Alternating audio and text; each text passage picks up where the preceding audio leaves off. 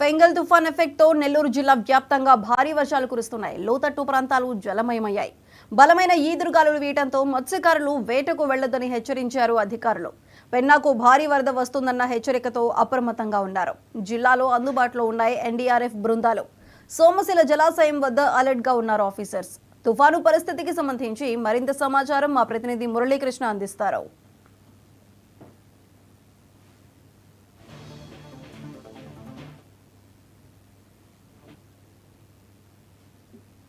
తుఫాను నిన్న రాత్రి కరేకల్లు అదేవిధంగా మహాబలిపురం మధ్య తీరం దాటడంతో ఒక్కసారిగా కూడా భారీ ఎత్తున వర్షాలు అయితే కురుస్తున్నటువంటి పరిస్థితి కనిపిస్తుంది. గడిచినటువంటి 2 రోజులుగా కూడా ఎడతెరిపి లేకుండా కురుస్తున్నటువంటి వర్షాలతో దక్షిణ కోస్తా రాయలసీమతో పాటు తమిళనాడు పుదుచ్చేరిలో ఒక్కసారిగా పరిస్థితి అయితే మారిపోయింది. జనజీవనం అస్తవ్యస్తంగా మారింది.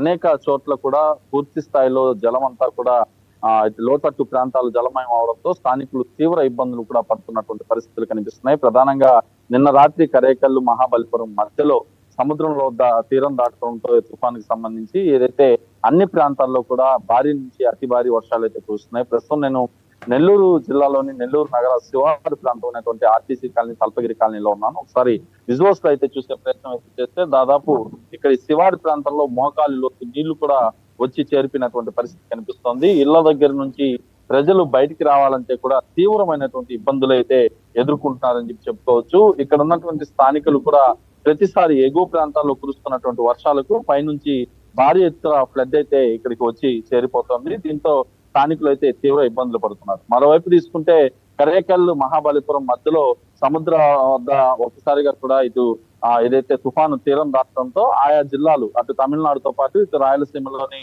నెల్లూరు, చిత్తూరు, అదేవిధంగా కడప, అన్నమయ్య జిల్లాల్లో భారీ ఎత్తున వర్షాలు అయితే కురుస్తున్నాయి. దక్షిణ కోస్తా పరిధిలో ఉన్నటువంటి ఏదైతే ప్రకాశం, నెల్లూరు జిల్లాలతో పాటు అనేక ప్రాంతాల్లో కూడా వర్షాలు భారీగా వస్తుండడంతో జనజీవనం అయితే స్తంభించింది. ఇప్పటికే ఎన్డీఆర్ఎఫ్ బృందాలను ఆయా ప్రాంతాలకు అధికారులు కూడా తీసుకొచ్చి సన్నద్ధంగా ఉంచారు. ఎక్కడ ఎప్పుడు కూడా ఎవరికి ఎలాంటి ఇబ్బందులు కూడా తలెత్తకుండా ప్రత్యేక చర్యలు అయితే తీసుకోవాలని చెప్పి జిల్లా అధికారుల నుంచి పూర్తి స్థాయి ఆదేశాలు అయితే వచ్చాయి. ఇప్పటికే పంట పొలాలు అయితే భారీగా కూడా మునిగిపోయినటువంటి పరిస్థితి ఉంది. ఎక్కడికెక్కడ కూడా అందుకు సంబంధించి పంట పొలాల వద్ద రైతులు అయితే తీవ్ర ఇబ్బందులు పడుతున్నారు. ఇప్పటికే రబీకి సంబంధించినటువంటి రబీ సీజన్ ని ప్రారంభించడంతో రబీలో పంటలు వేసుకున్నటువంటి రైతులంతా కూడా వారు పంట పొలాలు మునిగిపోవడంతో ఉక్కిరి బిక్కిరి అవుతున్నటువంటి పరిస్థితి కనిపిస్తోంది. మరోవైపు తీరం వెంబడి 70 నుంచి 80 కిలోమీటర్ల వేగంతో ఈదురుగాలులు వీస్తుండడంతో ఆ ప్రాంతాలంతా కూడా అల్లకల్లోలంగా మారి కొన్ని చోట్ల సముద్రం అయితే ముందుకు వచ్చినటువంటి సముద్రం దగ్గర ప్రజలు అప్రమత్తంగా ఉండాలని చెప్పి అధికారులు సూచించారు. రేపటి వరకు కూడా మత్స్యకారులు ఎవరు కూడా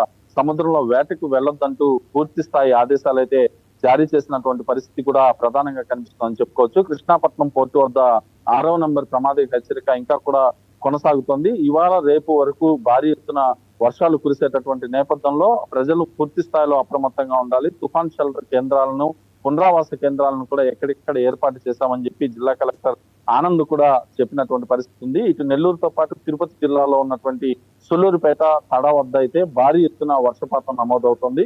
నిన్నటి నుంచి ఇవాళ వరకు దాదాపు 30 సెంటీమీటర్ల పైన కూడా వర్షపాతం నెల్లూరు, తిరుపతి జిల్లాల్లో నమోదైందంటే భారీ ఎత్తున ఆయా ప్రాంతాల్లో ఇబ్బందికర వాతావరణం అయితే కొనసాగుతుందని చెప్పుకోవచ్చు. లోతట్టు ప్రాంతాలన్నీ జలమయమయ్యాయి. లోతట్టు ప్రాంతాల్లో ఉన్నటువంటి ప్రజల్ని సురక్షిత ప్రాంతాలకు తరలించేందుకు ఏర్పాట్లు చేస్తున్నట్లుగా అధికార యంత్రాంగం చెప్తోంది. ఇటు నెల్లూరుతో పాటు తిరుపతి, అదేవిధంగా రాయలసీమ జిల్లాలు, తమిళనాడులోని అనేక సబ్వేలు, అండర్ బ్రిడ్జిల వద్ద నీరు కూడా నిలిచిపోయింది. ఆ నీటిని అంతా కూడా మోటార్ల సహాయంతో బయటికి తోడుతున్నటువంటి పరిస్థితి కనిపిస్తుంది. ప్రధానంగా చెన్నైలో ఉన్నటువంటి ఎయిర్పోర్ట్ సేవలు అయితే తాత్కాలికంగా నిలిపివేస్తూ ఎయిర్పోర్ట్ ను కూడా కాసేపు మూసేసినటువంటి పరిస్థితి కనిపించింది. దీంతో 50కి పైగా కూడా ఫ్లైట్లన్నీ కూడా ఆగిపోయాయి. దీంతో ప్రయాణికులు తీవ్రమైనటువంటి ఇబ్బందులు పడుతున్నారు. అటు బెంగళూరుకి వెళ్లి బెంగళూరు నుంచి తమ ప్రాంతాలకు వెళ్లేందుకు కూడా ఏర్పాట్లు చేసుకున్నటువంటి పరిస్థితి కూడా కనిపిస్తుందని చెప్పుకోవచ్చు. ఇటు చెన్నై వ్యాప్తంగా ఉన్నటువంటి 7 జిల్లాల్లో ఇప్పటికే భారీ ఎత్తున వర్షం కురుస్తుండడంతో ఆయా ప్రాంతాల్లో ప్రభుత్వ యంత్రాంగం అధికారిక సెలవు కూడా ప్రకటించింది. ఇటు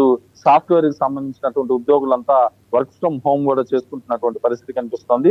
అయితే నిన్న రాత్రి ఈ ఏదైతే ఫెంగల్ తుఫాను తీరం దాటడంతో ఆయా ప్రాంతాల్లో ఒక్కసారిగా కురిసినటువంటి వర్షం నేపథ్యంలో రాత్రి మొత్తం కూడా చిత్తశిఖర్తో కొన్ని ప్రాంతాలు గడపాల్సిన పరిస్థితి ఏర్పడింది. ఎందుకంటే ఒక్కసారిగా వచ్చినటువంటి గాలులు కావచ్చు, ఆ గాలుల నేపథ్యంలో విద్యుత్ కి తీవ్రమైనటువంటి అంతరాయం ఏర్పడడం కావచ్చు, ఇవన్నీ కూడా తీవ్రంగా ఇబ్బందులకైతే గురి చేస్తాయని చెప్పి చెప్పుకోవచ్చు. ప్రస్తుతం విజువల్స్ కానీ చూసే ప్రయత్నం చేస్తే ఎంతవరకు ఇక్కడ పూర్తిగా కూడా మునిగిపోయిందో చూడొచ్చు. ఏదైతే నెల్లూరు నగరంలోని శివారు ప్రాంతాలన్నీ కూడా ఇదే పరిస్థితి అయితే ప్రధానంగా కనిపిస్తుందని చెప్పి చెప్పాలి. అయితే అధికార యంత్రాంగం మాత్రం ఇప్పటికే అన్ని రకాల ఏర్పాట్లు అయితే పూర్తి చేసుకుంది. ఎక్కడ ఎలాంటి ఇబ్బందులు తలెత్తకుండా ముందస్తు జాగ్రత్తలు అయితే తీసుకుంటున్నామని చెప్పి జిల్లా కలెక్టర్ అయితే చెప్తున్నారు. దీంతో పాటు ఇటు పుదుచ్చేరిలో కూడా కుండపోత వర్షం కురుస్తోంది. కొంత చోట్ల నీట మునిగిపోయినటువంటి పరిస్థితి. పుదుచ్చేరి దిండుగల్ హైవే అయితే ప్రస్తుతం మూసివేశారు. 6 జిల్లాలకు రెడ్ అలర్ట్ ప్రకటించినటువంటి పరిస్థితి. చెన్నైతో సహా 12 జిల్లాలకు ఆరెంజ్ అలర్ట్ ప్రకటించారు. అటు పుదుచ్చేరిలో 47, ఉల్లిపురంలో 50 సెంటీమీటర్ల వర్షపాతం అయితే నమోదైంది. ప్రస్తుతం అయితే చెన్నైకి గండం తప్పిందని చెప్పి వాతావరణ శాఖ చెప్తున్నారు. అయినప్పటికీ కూడా జల దిగ్బంధంలోనే అనేక ప్రాంతాలు ఉన్నాయి.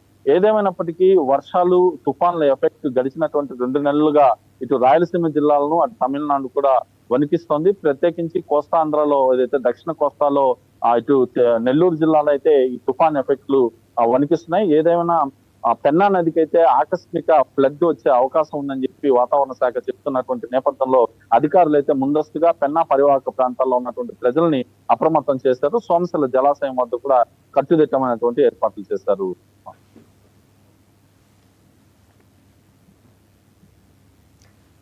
Right Muralikrishna, thank you.